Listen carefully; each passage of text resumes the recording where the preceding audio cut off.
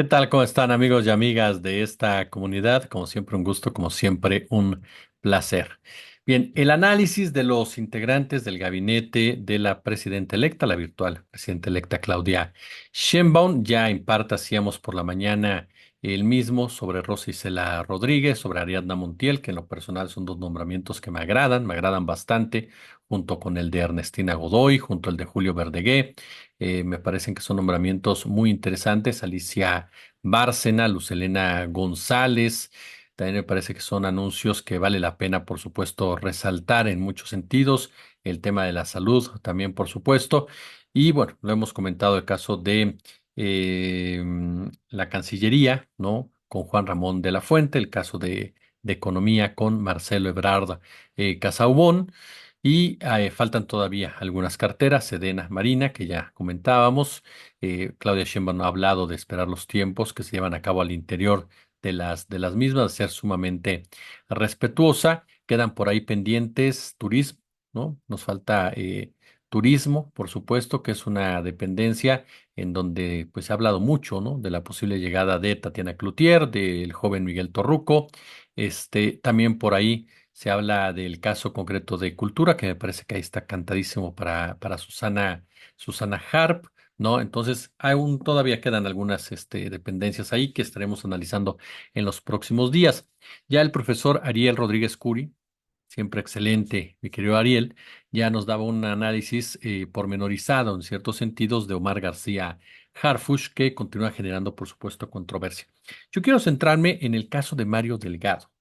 ¿Por qué? Porque además, como se los prometí, vamos a dar una opinión, no, una opinión sobre lo que pasa alrededor de Morena con estas cuentas de X, Rafael Barajas, el famoso comunicado, la crítica ciudadana, todo esto detonado a raíz del nombre de Sergio Mayer. Y por eso me parece importante también tomar a Mario Delgado como una especie de hilo conductor. De entrada, su nombramiento no fue bien recibido, hay que decirlo de manera muy clara, incluso por personalidades afines a Morena, con todo y que Claudia Sheinbaum lo respaldó en el mismo acto, dijo que Mario iba a ser un gran secretario de salud, según sus propias palabras, que iba a hacer un gran papel, que iba a desempeñar un gran papel, fueron las palabras, va a desempeñar un gran papel al frente de la Secretaría de Educación. Por ejemplo, Elisa Godínez, politóloga, quien forma parte del consejo editorial de la revista Sentido Común, ¿no? Que fue presentada por la propia Claudia Sheinbaum en marzo del 2023, dijo que no le parecería acertado o no le parecía acertado que el presidente Morena dirigiera la SEP, que fue lo que tuiteó o posteó ahora en X. No me parece acertado el nombramiento para la Secretaría de Educación. Digo, a nadie le importa, pero mi pecho no es bodega. Mi querido Leonardo Toledo, con el cual hemos platicado en otras oportunidades aquí en nuestro canal y que seguimos también en X, literal fue más duro, ¿no? Dijo que genera más sorpresas y críticas y lo más elogioso que he leído que dicen sobre Mario es podría haber sido peor. Hay un mensaje en la rayuela de la jornada que no podemos dejarlo, por supuesto, de lado y que me parece que es uno de esos puntos en los cuales uno tiene que puntualizar en unos minutos más. ¿Quién es ese hombre que coordinó con Claudio X González la aprobación de la reforma educativa de Peña Nieto en el Senado? No se vaya a estar pensando en él para dirigir la educación de este país, fue lo que había titulado Rayuela, ¿no? Horas antes, por supuesto, horas antes de dicho nombramiento, pero que quedaba claro que era en referencia al señor Mario Delgado. Y no es el único personaje, por supuesto, o integrante de la izquierda quienes han manifestado en contra. Incluso Blanche Petrich, una histórica reportera de izquierda de la jornada también, lanzó una pregunta. Si hay un área que debería de ser estratégica para un gobierno de izquierda, es la educación. Y ahí está como cuota política para los cuates. También hubo, por supuesto, voces a favor de la llegada de Mario Delgado. Sin embargo, llama la atención que incluso más allá de la de Omar García Harfuch, que tal vez porque ya era muy, muy esperada, la de Delgado ha generado este tipo de reacciones. Para mí, Mira, bueno, por supuesto, la CENTE, ¿no? La CENTE también dio su opinión y el punto de la CENTE es importante porque precisamente al coordinar, o si no al coordinar, por lo menos coadyuvar en la aprobación de la reforma educativa de Enrique Peña Nieto, este, pues obviamente te fuiste en contra de los maestros tanto de la CENTE como del CENTE. Y por eso la coordinadora calificó el nombramiento como un retroceso para la educación pública. Así tal cual, es lo que dice en su cuenta también de X, Magisterio Democrático, @CenteMX. Mario Delgado representa un retroceso a la educación pública en México y una ofensa al magisterio. La CENTE y el Magisterio Democrático rechaza a quien dio apoyo a la mal llamada reforma educativa de Enrique Peña Nieto. Por su parte, Mario Delgado, no sabiendo, porque es un viejo político ya, sabiendo las reacciones particulares que iba a traer su nombramiento, bueno, afirmó que sería aliado de los maestros tras ser nombrado el próximo titular de la Secretaría de Educación Pública. Dijo, reconocemos su papel. A ver, aquí hay dos puntos que en lo personal me hacen coincidir con estas expresiones que estamos viendo y que por eso no me agrada el nombramiento de Mario Delgado. El primero de ellos, la reforma educativa de Enrique Peña Nieto, no fue una reforma educativa, fue una reforma administrativa que tenía como finalidad quitarle el control de la educación a Elbester Gordillo, quien había gozado de una total impunidad y de de un total dominio durante los sexenios de Vicente Fox Quesada y de Felipe Calderón Hinojosa, sobre todo del primero, aunque no olvidemos, por supuesto, que la leyenda urbana, ¿no? Decía que el Bester Gordillo, pues le estaba cobrando a Felipe Calderón los favores que le hizo para pues para que llegara a Los Pinos, ¿no? Todos sabemos y está perfectamente comprobado, esto sí no es ninguna leyenda urbana, que el Bester Gordillo movilizó a los maestros para que el voto fuera a favor de Calderón en el 2006. Todos sabemos que el Bester buscó a Andrés Manuel López Obrador para pactar con él dicho apoyo y Andrés Manuel López Obrador de plano la ignoró. Entonces ella operó precisamente a favor de Calderón, que también, ¿no? Debido al peso que tenía el Bester Gordillo como dirigente priista, ¿no? Eh, Le habló a los gobernadores y les dijo, a ver, va por aquí, ¿no? Va por aquí, tienes que apoyar a Calderón por esto y esto. Y todo esto es de la mano de la rivalidad que ella tenía abierta, contundente con Roberto Madrazo, a pesar de que el Bester Gordillo fue secretaria general del PRI bajo la dirigencia nacional de este Roberto Madrazo. Incluso cuando Enrique Peña Nieto llega a la presidencia, marca muy claro cuál iba a ser su relación con el sindicato y con el Bester cuando coloca a Emilio Choifet como secretario de Educación Pública. Choifet, que siendo diputado junto con Gordillo, tuvieron serios enfrentamientos, no una, sino en varias, pero en varias ocasiones. Entonces sí, habrá gente que me diga, oye, pero era necesario quitarle el control a Gordillo. Sí, claro, estamos hablando de Guatemala y Guatepeor, ¿no? A final de cuentas. Y hasta ahí puedo entenderlo, e incluso no me linche. Puedo respaldar esa decisión de que el gobierno diga le quito el control a una lideresa corrupta. El problema es que, ¿para qué se lo quitas? No se lo quitaste para mejorar la educación pública. No se lo quitaste para que los niños tuvieran una mejor preparación. No se la quitaste para invertir más en las escuelas. Se lo quitaste para hundir más a la educación, para convertirla en un negocio de Claudio X González, para que se llevaran a cabo acciones que provocaran el retroceso de la educación pública, el estancamiento de la calidad de la educación pública en este macabro plan que siempre ha tenido el neoliberalismo de fastidiar lo público con la finalidad de que la gente que salga de de dichas escuelas, perpetúe la pobreza, la falta de oportunidades y argumentos que no están bien preparados. Por eso se enervaron tanto con los nuevos libros de texto, que más allá de errores, ¿no? De errores que son subsanables, presenta otra manera de educar a los pequeños, que puede ser muy polémica y que analistas de educación me pueden decir, no, falta esto, falta aquello, pero que a final de cuentas tiene una idea de competir más con la educación privada. Si ustedes se dio cuenta, los más indignados por los libros de texto eran los padres de familia de educación privada, los magnates como Ricardo Salinas Pliego, ¿no? Que se les cayó el negocio de las impresiones, y organizaciones civiles que no tienen nada que ver con la educación pública como tal, o que nunca han sacado la cara por la educación pública. Entonces, cuando tú apoyas una reforma de este calado, no me parece que seas el hombre indicado para estar al frente de una dependencia en la materia. Y dos, coincido con la maestra Blanche. Blanche, es una cuota política.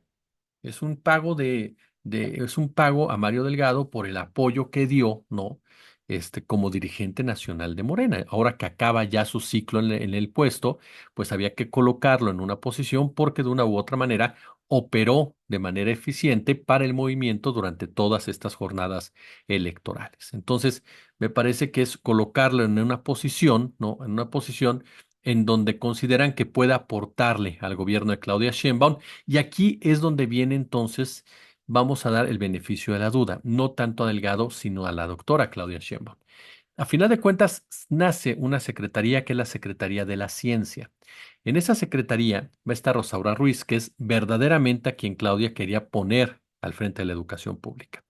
Entonces, para mí, eso acota muchísimo a Mario Delgado. Muchísimo. Y lo vamos a ver en la práctica. Y a lo mejor, cuando sea, le voy a decir, ya ve, invíteme una cerveza.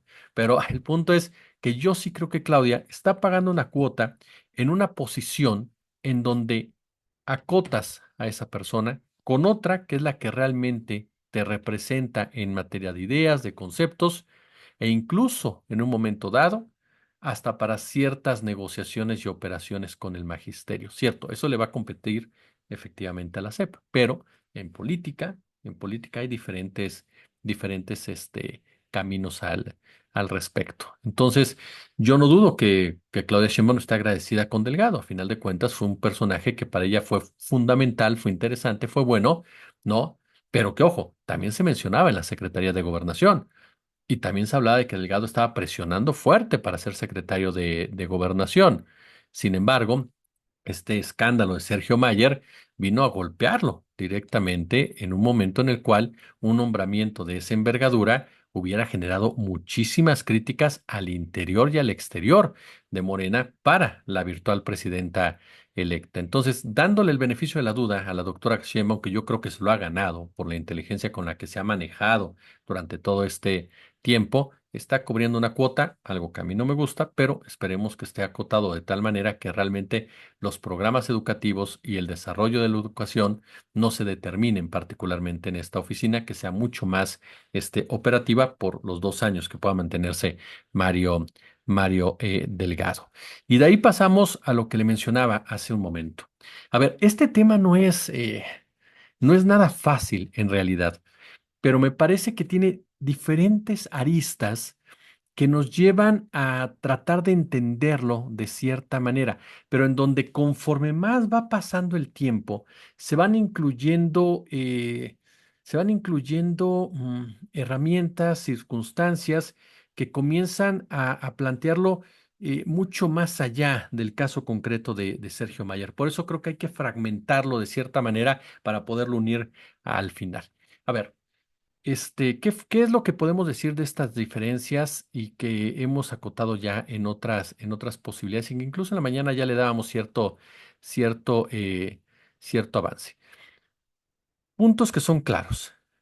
Para mí es un error que Sergio Mayer sea plurinominal. Lo es. Me queda más que claro. ¿Por qué razones? Porque es alguien que ya fue integrante de Morena, es alguien que en la práctica ya demostró que puede jugar en contra de Morena y es alguien que incluso ha lanzado discursos más similares a la derecha que a la izquierda y que ha sido uno de los principales alfiles en ciertas áreas en contra del gobierno de Andrés Manuel López Obrador. Eso me queda claro. Por eso es que no puedo respaldar la postura de Sergio Mayer. Así de sencillo. No es porque sea cantante, no es porque sea bailarín, no es porque sea actor, no es porque sea productor, no. Simple y llanamente es porque políticamente no ha sido alguien congruente, no ha sido alguien útil, no ha sido alguien comprometido con lo que se conoce como la cuarta transformación. Ahora, ¿por qué la dirigencia Morena no sale a explicar, ¿no? Las razones por las cuales Sergio Mayer, está colocado en esa posición. Entiendo y me parece que hay un hilo muy interesante, mi querido Pedro Miguel, en donde él explica los procesos que se llevaron técnicos y operativos, que es inigualable ese hilo y es sumamente atendible para comprender ese contexto. Pero Mayer, ¿por qué?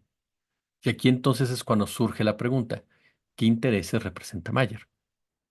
¿Qué intereses? Porque yo no creo que Mayer como tal signifique un ente de poder, sinceramente, si no es la casa de los famosos, ¿no? Ni es el Team Infierno. Aquí el punto es qué intereses tiene Mayer o qué intereses puede acercar Mayer a la cuarta transformación en la discusión precisamente de las reformas estructurales, del famoso plan C. De ahí pasamos, dejando muy en claro que en lo personal, e incluso subimos un video, no estamos a favor de Sergio Mayer por estas razones que le estamos argumentando.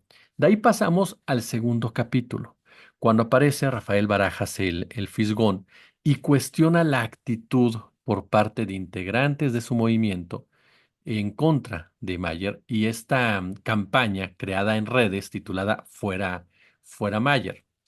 El Fisgón hace referencia a que Claudia X González, a que la derecha están muy contentos de que esté pasando eso y pide, no, pide de una manera, desde mi punto de vista, errónea, que la gente se concentre en lo que es la reforma estructural, ¿no? A final de cuentas.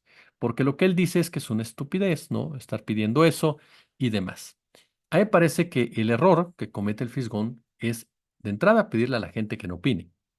Me parece que eso, y si no es porque él ya en diferentes entrevistas ha dicho, yo no le dije a la gente o no pedí que la gente se callara, pues ese fue el mensaje, o eso fue lo que se entendió en realidad, ¿no? Eso de entrada. Y dos, el colocar la palabra estupidez, o sea, eso, insisto, cualquier persona que te escuche se va a molestar, se va a incomodar.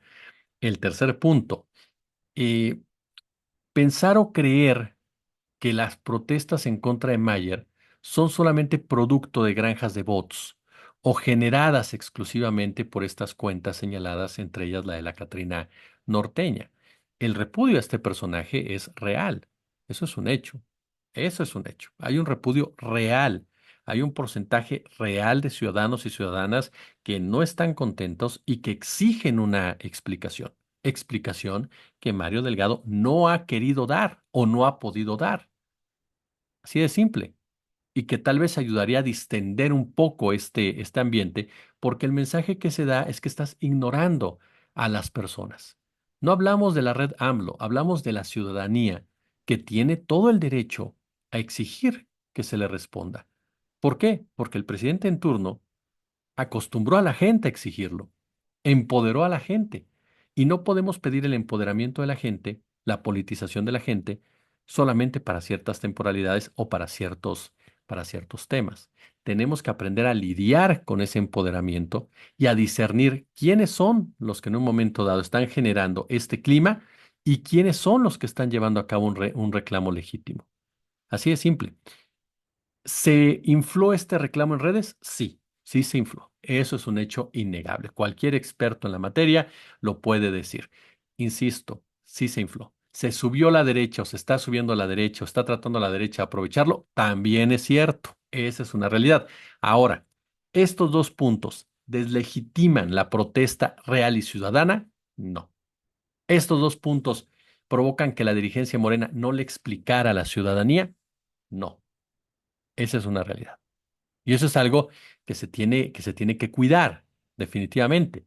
El comunicado, por ejemplo, que lanza la dirigencia de Morena, que generó más molestia que tranquilidad, ¿no? Y en donde dice hay que seguir adelante, en unidad, ¿no? Sin embargo, me parece que en ese comunicado se comete el mismo error, ¿no? El mismo error. No hay una explicación. Y no es que la gente esté pidiendo una cacería de brujas en contra de todos los representantes de Morena, ni mucho menos. Se trata de que la gente pide una explicación en un caso muy particular, muy, pero muy particular, que generó ese enojo. Es así de sencillo. Y sería una cuestión de reconocer un error o reconocer una negociación o decirnos, a ver, aporta esto, ¿no? Aporta esto.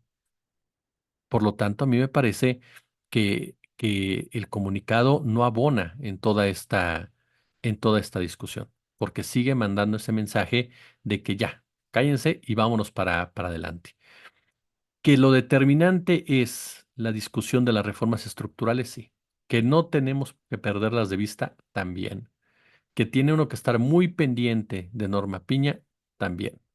Y no solamente de Piña, también de Yasmín Esquivel y Ricardo Monreal, que ya andan negociando por ahí la renuncia de Piña por otras cosas. Entonces, claro que se tiene que estar pendiente, tiene que ser una prioridad. ¿Qué es más importante, las reformas estructurales que Mayer? Por supuesto, no hay ni punto de comparación. Pero una cosa no deslegitima a la otra, insisto. O sea, se pueden atender perfectamente las dos cosas y darle una explicación a la gente. Ya nos pasamos mucho de tiempo, pero a ver, termino con el tercer punto en todo esto. ¿Y qué pasa por el caso de las cuentas de Twitter? Esta cuenta de la Catrina Norteña, ha sido una cuenta que ha jugado a favor del obradorismo y particularmente de la actual presidenta de nuestro país, de la presidenta electa. Eso está fuera de discusión. Rafael Barajas la catalogó como una cuenta bandera. No. La gente que administra esta cuenta, la persona que está detrás de esta cuenta, recuerda que ella ha apoyado abiertamente a Andrés Manuel López Obrador durante todo este tiempo. Aquí lo que llama la atención, lo que brinca, es esta información de Alberto Escorcia, que por cierto da nombres de personas que supuestamente estarían detrás de esta cuenta, que nombres que por cierto ya salieron a exigir derechos de réplica y a decir que es mentira que ellos sean las personas que está señalando Escorcia. Escorcia ha dicho, ahí están los contratos y me sostengo en lo que dije. Pero ¿por qué quiero terminar con este punto? Porque aquí ya están hablando de una disputa entre los claudistas y los obradoristas para tomar el control de la red AMLO. Esta red que ha sido fundamental, por supuesto, para ganar batallas claves en las redes sociales. Claves, definitivamente. Y que, ojo, a pesar de la operación exitosa, no se compara en números con las que tiene Xochitl Gálvez o las que tienen otros personajes, ¿no? Y que las han utilizado en muchas ocasiones. Bueno, los Peñabots, por ejemplo, ¿no? No se comparan en tamaño, pero han sido mucho más eficientes en muchos sentidos. Pero cuando se habla ya de una disputa entre los claudistas con el afán de quedarse con la red AMLO y desplazar a los obradoristas viejos, a los viejos obradoristas o los obradoristas clásicos, a mí me parece que aquí se puede caer ya en una, mm, ¿cómo llamarla? En eh, algo fuera de sintonía. ¿Sabe por qué? Porque nadie, nadie, por muy claudista que sea en las redes, se va a aventar el tiro de confrontarse por el control de la red AMLO sacando a los obradoristas por sí sola. Ahí de ley tendría que venir la venia de la líder o lideresa de las Claudias, de los claudistas, y no es otra más que Claudia Sheinbaum.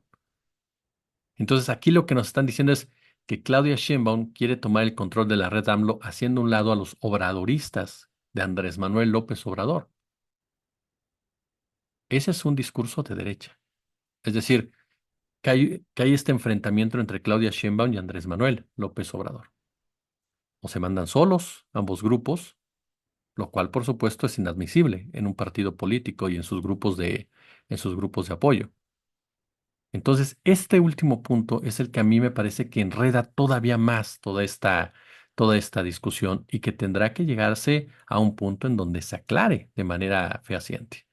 Pero todo esto que le dije, y con esto concluyo, no deslegitima la demanda ciudadana, la real demanda ciudadana, que existe y que tiene que ser escuchada. Porque lo que nunca debe perder un movimiento es exigir de abajo y escuchar de arriba.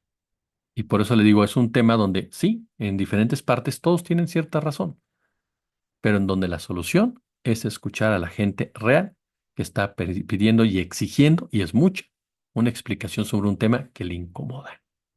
¿No lo creen? Si les gustó el video, pulgar arriba en todos los sentidos, compártalo, por supuesto, si son tan amables, una disculpa por extensión del mismo. Por supuesto, déjenos su comentario, déjenos su crítica, nos ayuda muchísimo para el crecimiento del mismo. Suscríbase, sea parte de este canal, déjenos por supuesto su notificación para YouTube, la campanita, si hay chance, si hay posibilidad, échenos el super chat, échenos el super gracias. Yo le agradezco el favor de su atención y ya lo sabe, como siempre un gusto, como siempre un verdadero, pero verdadero placer que nos acompañe y nos permita ser parte de su día a día.